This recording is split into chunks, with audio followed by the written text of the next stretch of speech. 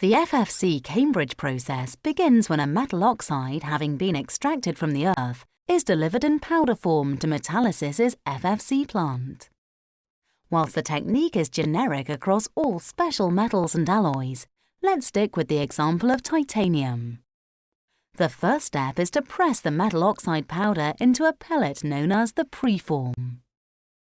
Next step is that the pellets are placed into a crucible or reduction vessel that's filled with very pure molten salt. Normally this will be calcium chloride. It's the same salt that's spread on our icy roads during the winter.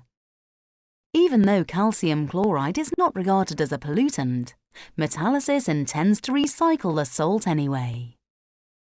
The salt is held at a temperature of between 800 degrees Celsius and 1000 degrees Celsius. And that contrasts with many conventional processes which need to melt metals at far higher temperatures before refining can take place.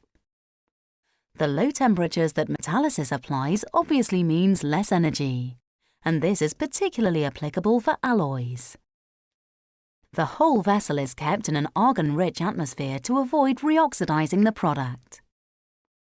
The pellets form the cathode or negative electrode in the reduction vessel.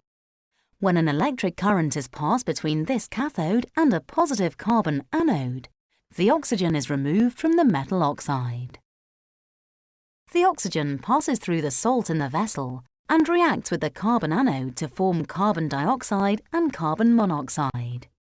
These gases then bubble off, and the pure metal is left on the cathode. The next step is to remove the reduced or pure metal that, because the oxygen atoms have been extracted, is in a sponge form.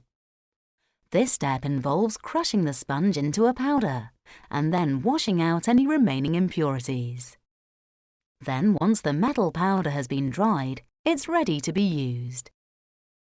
Using the example of titanium, the simplicity of the FFC Cambridge process over the complexity of Kroll is clear to see.